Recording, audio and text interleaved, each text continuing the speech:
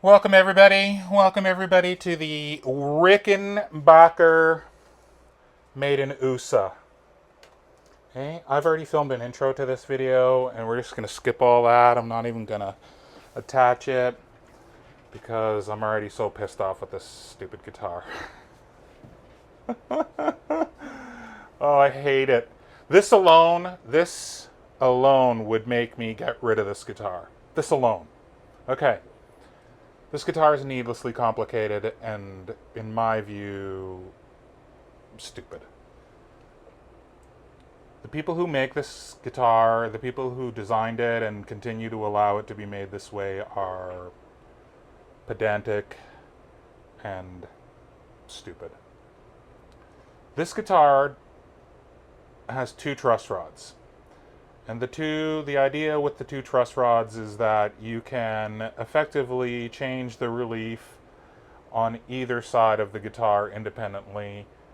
For what reason, I don't know.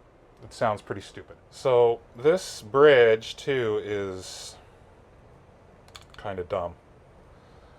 On either end of this bridge, to adjust the height, they have two screws. Again, more complicated than it needs to be.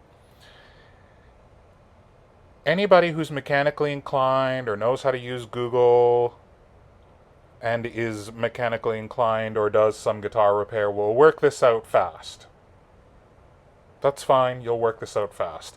However, to the regular people who buy this guitar who don't know what they're doing, some of them, like Richard, and if you're an OG watcher of this video, I think these are the only people watching my videos anymore. If you're somebody like Richard, you're going to come along and you're going to adjust one of those screws, probably on either side. You might adjust this one and you might adjust that one.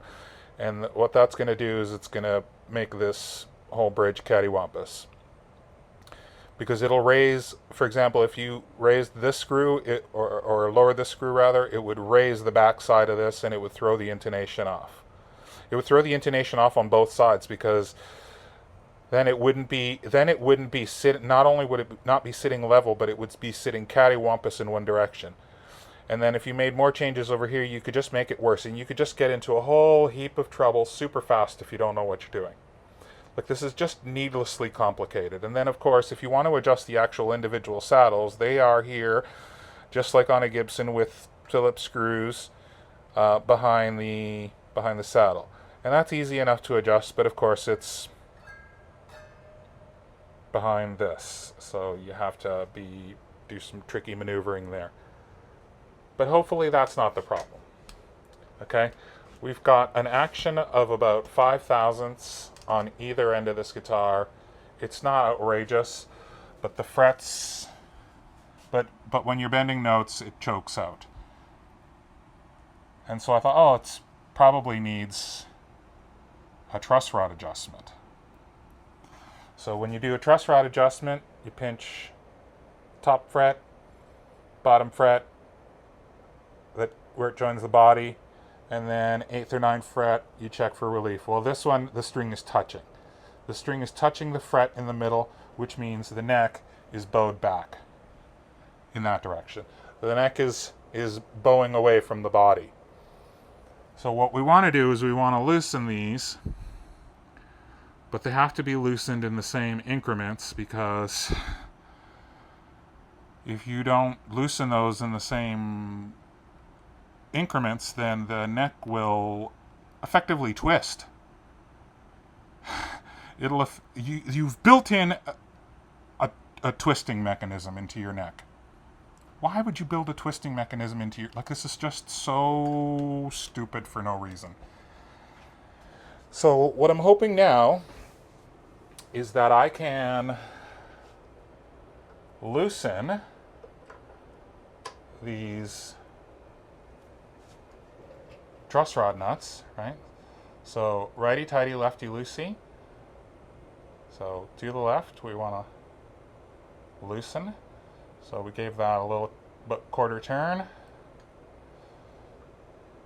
I'm going to give this one about a quarter turn. If I can get to it. That's the other thing, you got to get these Gotta get these strings out of the way.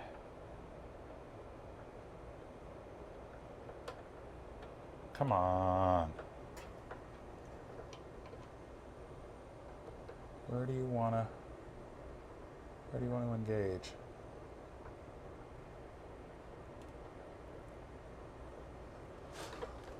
Why won't you engage?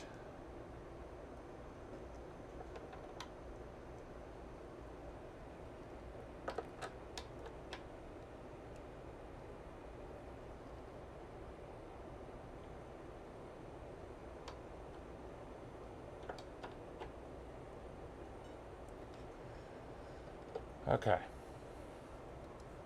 So this one here, this one's not doing anything. This one's completely loose. So now I know why it's... Somebody has loosened this top one off all the way.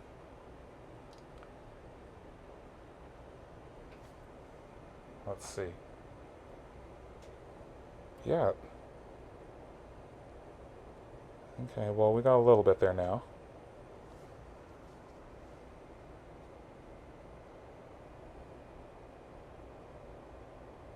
Now we got a little bit. Now we got a little bit of relief. Ooh, let's see what the doctor ordered.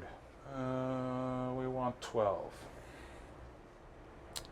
There's some relief there now. It was touching. I would say that's perfect now.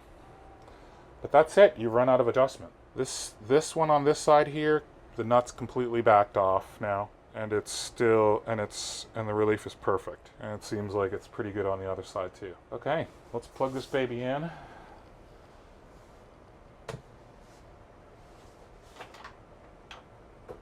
See how she feels.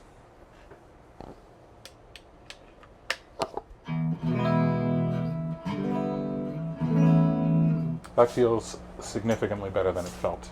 4, 5. That's not bad. I think we're going to leave it right there.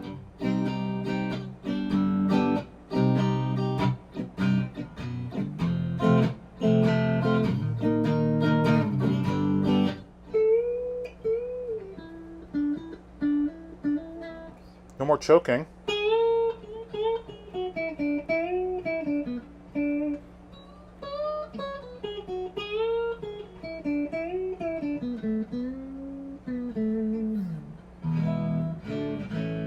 Yeah, it's not choking anymore. That's good. It's got really very narrow and not very tall frets. I'm going to put the truss rod cover back on it and be finished with it. That, my friends, is the Rickenbacker 330. Wouldn't buy one if you paid me. Not my kind of guitar. Beautiful looking, sounds terrific, but these adjustments are alone are enough to put me off buying it. Like, it's simple enough to figure out. It really is, right? Like, if you know how to fix guitars, if you a little bit know how to fix guitars, you'll work it out. But you will come to the same conclusion as I did, which is, this is needlessly complicated and stupid. I can't get over the fact that this headstock looks like Gumby. Hey, that's what it looks like to me. Like, if this was green, this would be Gumby all day long. Anyway, it's a lovely looking guitar. It sounds beautiful. You can use a little polish, and we're just gonna kick it on back down the road. Here's another interesting little thing I hope you can see, is that they put the serial number on the output jack, which is kind of weird, because you can change the output jack. It's not on the inside. This is semi-hollow. Anyway, pretty cool indeed. Hopefully you can see that. I don't know if you can see that. Settle, 7.6. Okay, there you have it, the Rickenbacker made in USA 330. Oh, you thought I was done complaining about this guitar? Me too. I thought I was done complaining about it, but it turns out to be even more stupid. It turns out to be even more needlessly complicated and stupid, and I hate it now. Now I absolutely, utterly hate this guitar. I would never buy one of these. Changing strings alone on this is fucking fucking pain in the ass. This shit just comes right off. This just comes right off. That doesn't stay there. That's just loose. This idiotic thing. It's not like a normal tailpiece. It doesn't like flip back. No. You gotta take the thing off. We gotta mount our strings to it. Ugh, this is so utterly stupid. Like, it doesn't just stay there. These strings won't just... And doing it one at a time doesn't work either. I tried. Otherwise, you're going to be scratching the whole body trying to get the strings underneath. This is idiotic. I don't like this at all. This is needlessly complicated, and knowing what I know about new guitar players... No new guitar player would ever end up with this guitar. Knowing what I know about most guitar players in general, I would say 50% of them at least would have trouble just stringing this guitar. Just putting strings on this guitar would probably have this thing fall off the back and be like, oh my god. And then try to follow a YouTube tutorial. This is just needlessly, pointlessly complicated, and I hate it. For something that's so beautiful, it's really quite a pain in the ass. Ah, no. No, they're falling out. Stop. This is what I'm talking about. Oh, what a pain. What a pain in the ass this is. What a stupid, stupid guitar. Bro, I don't even want to change strings on this stupid thing. This is such a dumb guitar. No! Like, it doesn't even capture the string here properly. This is so idiotic. I hate it.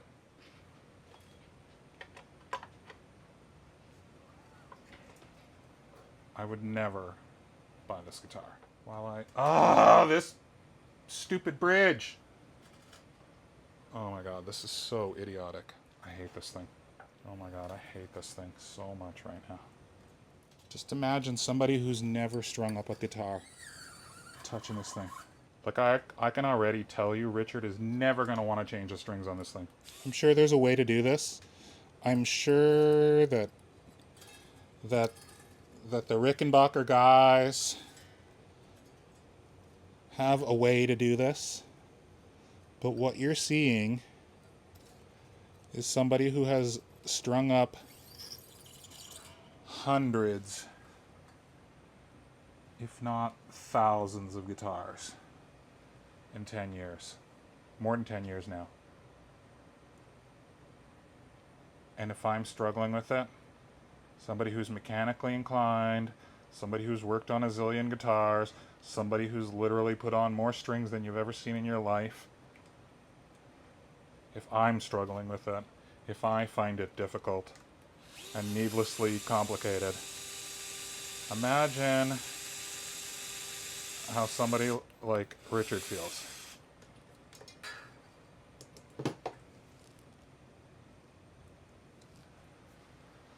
I hate this thing. Oh, it's come out. They've all come out. And they don't catch nicely. It's not nicely made under there. It's not like a very definitive catch point. It's like half-ass at best. I hate this thing. I hate it a lot.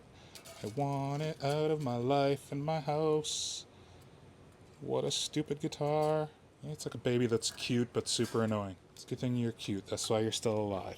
Oh, I hate this thing. Gotta try and keep tension on these strings or it jumps out of that little socket. If this was my guitar, I'd already be working up the ad in my head for Kijiji. This guitar would already be sold in my head.